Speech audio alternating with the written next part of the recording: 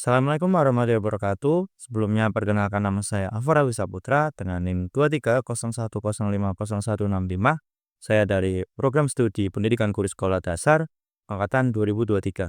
Oke, di sini saya memiliki tujuan akan membuat sebuah soal atau pertanyaan, menjawab pertanyaan dari ujian tengah semester mata kuliah bimbingan dan konseling. Oke, langsung saja masuk ke dalam videonya. Oke. Pernah nggak kalian berpikir mengapa bimbingan dan konseling itu penting? Bahkan untuk nanti di sekolah dasar. Meskipun nanti saya merupakan calon guru SD, bukan guru BK, saya harus tetap sadar bahwa pengetahuan tentang BK atau bimbingan konseling itu sangat berharga. Nah, jadi dalam video ini nanti saya akan berbagi sedikit terkait pemahaman saya tentang bimbingan konseling dan bagaimana saya menerapkannya untuk membantu anak-anak nanti atau anak-anak sekolah dasar berkembang secara optimal. Saat aku mempelajari tentang materi bimbingan konseling kemarin, saya menyadari bahwa setiap anak di kelas memiliki ciri khas yang berbeda-beda atau unik lah. Ada beberapa anak yang cepat memahami pelajaran, ada beberapa anak yang lambat dalam memahami pembelajaran. Ada juga yang ceria dan ada juga yang pendiam. Nah, disinilah bimbingan dan konseling berperan. Nah, bimbingan konseling hadir untuk membantu anak-anak mengenal potensi diri mereka masing-masing. Kita sebagai calon seorang guru harus menjadi orang pertama yang membimbing mereka, baik dalam belajar, pergaulan, maupun dalam menghadapi permasalahan. Nah, bimbingan merupakan sebuah proses yang sangat luas, membantu siswa dari segi pencegahan dan pengembangan. Sedangkan konseling merupakan sebuah proses konseling itu lebih spesifik lagi. Misalnya, ketika seorang anak dalam kondisi yang tertekan, nah, kita sebagai seorang guru harus membantu mereka untuk membantu mereka lebih mendalam lagi untuk menghadapi permasalahan mereka agar mereka tidak tertekan. Itu konseling. Nah, nanti aku jelasin lagi lebih lengkap di selanjutnya ini.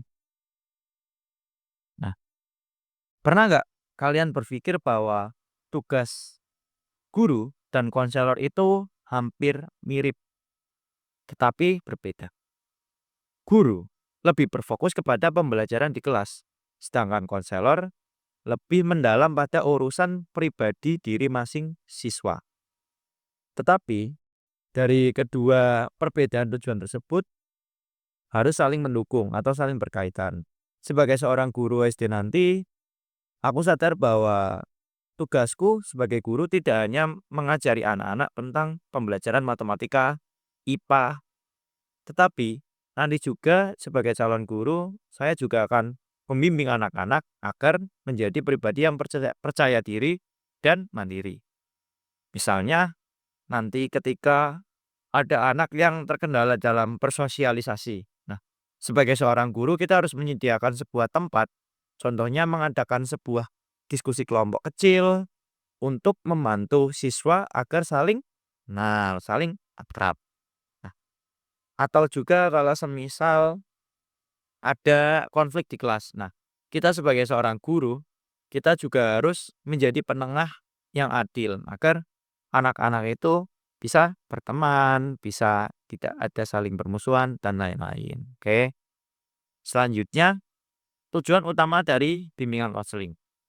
Tujuan utama dari bimbingan konseling adalah untuk membantu anak-anak itu berkembang, anak-anak SD itu berkembang. Fungsinya juga sangat banyak. Bimbingan konseling juga berfungsi dapat membantu memahami diri anak-anak, mencegah masalah yang lebih besar juga pada anak-anak, dan selain itu, bimbingan konseling berfungsi mendukung perkembangan diri masing anak-anak. Yang menarik dari bimbingan konseling itu sangat berorientasi pada anak-anak itu sendiri. Nah, jadi sebagai seorang guru, kita harus memprioritaskan kebutuhan dari anak-anak itu tersendiri dibandingkan kebutuhan dalam pendidikan, misalnya target pada kurikulum. Bimbingan konseling memiliki asas dan prinsip yang cukup sederhana tapi penting juga. Salah satu asasnya yaitu kerahasiaan. Di kerahasiaan ini kita sebagai seorang guru harus menciptakan sebuah tempat yang aman, yang dapat dipercaya anak-anak. Apa sih? Kita harus membuat anak-anak itu merasa aman ketika berbicara dengan cara kita tidak boleh membicarakan masalah yang dihadapi anak tersebut dengan sembarangan. Selain itu juga, kita juga harus membuat anak merasa nyaman dalam bercerita, dalam berbagi cerita. Dengan cara kita ya tidak menghakimi mereka, tidak semena-mena memarahi mereka dan lain-lain. Jadi mereka ketika bercerita pun nyaman, terbuka dengan kita. Nah, sebagai seorang guru, kita sangat penting, sangat wajib lah memahami karakter anak didik kita. Kenapa? Ya karena setiap anak itu bisa dibilang istimewa. Anak-anak itu memiliki tipikal ciri khas itu yang berbeda-beda. Ada anak yang suka tanya terus, intinya ada pertanyaan, tanya, tanya, tanya, tanya. Ada juga anak yang tipikal pendiam atau pengamat, yaitu lebih suka mendengarkan. Karakter seperti ini sangat penting untuk dipahami. Kenapa? Agar kita sebagai seorang guru nanti dapat menciptakan sebuah suasana kelas yang dapat nyaman atau dapat mewadahi ciri khas tersebut, ciri khas yang berbeda tersebut kepada semua anak yang ada di kelas. Cara memahami karakter siswa-siswa yang berbeda itu cukup sederhana. Kita bisa melakukannya dengan cara melakukan observasi. Contohnya ketika anak didik kita sedang bermain di dalam kelas atau di lingkungan sekolah, kita bisa mengamati mereka atau kita dapat bertanya langsung, kita lebih ke berdiskusi langsung kepada anak tersebut. Ketika kita ngobrol dengan mereka, kita dapat mengetahui, oh anak ini tipikalnya kayak gini. Atau yang terakhir itu biasanya kita bisa melakukan pengecekan ketika di pembelajaran. Respon mereka itu bagaimana ketika di pembelajaran itu. Nah, dengan hal-hal tadi itu, kita bisa menyesuaikan pendekatan mana yang lebih cocok terhadap tipikal-tipikal siswa yang berbeda ada di kelas. Jadi mereka merasa dihargai oleh kita. Oke. Selanjutnya, berbicara tentang pola pelayanan di bimbingan konseling. Di bimbingan konseling ada yang namanya pola umum 17 yang terdiri dari 7 layanan. Tetapi dalam pengembangannya, pola ini bertambah menjadi 9 layanan. Apa aja sih pola itu? Di pola umum 17 ini ada yang salah satu namanya yang pertama ada pola orientasi. Pola orientasi ini biasanya dilakukan pada awal masuk sekolah, yaitu dengan cara kita sebagai seorang guru melakukan sebuah tur kelas atau pengenalan lingkungan kelas kepada anak didik baru, peserta didik baru, agar mereka saling mengenal kelas ini, kelas itu, lebih kenal juga pada lingkungan sekolahnya. Selanjutnya ada yang namanya pola informasi.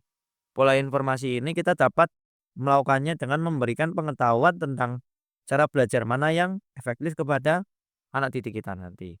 Selanjutnya ada yang namanya pola penempatan dan penyaluran. Di pola penempatan dan penyaluran ini kita bisa melakukannya dengan membantu siswa memilih kegiatan ekstrakurikuler mana yang condong pada minat dan bakat peserta didik kita nanti. Oke. Selanjutnya ada pola penguasaan konten. Misalnya, kita dapat mengajarkan cara menyelesaikan masalah yang sederhana dalam kehidupan sehari-hari mereka. Selanjutnya ada yang namanya pola konseling perorangan. Kita dapat melakukannya dengan mendengarkan cerita siswa yang merasa kesulitan memahami pembelajaran dengan cara kita mendengarkan orangan. Jadi nggak langsung kelompok. Nah, selanjutnya ada yang namanya bimbingan kelompok, berbeda dengan konseling perorangan. Nah, tadi kan setiap orang kalau ini dalam lingkup kelompok. Kita dapat mengajak siswa berbagi pengalaman dalam kelompok-kelompok kecil. Nah, selanjutnya kita juga dapat ada yang namanya konseling kelompok. Tadi kan bimbingan kelompok, ini konseling kelompok. Kita dapat mengajak siswa berbagi pengalaman dalam kelompok kecil. Nah, mirip sih sebenarnya, mirip sama bimbingan. Cuman bedanya nanti di dalamnya. Selanjutnya ada yang namanya pola mediasi. Di pola mediasi ini kita dapat menjadi penengah ketika ada konflik antar siswa. Kita menempatkan diri kita menjadi orang-orang yang ada di tengah ketika ada konflik. Selanjutnya yang terakhir ada advokasi.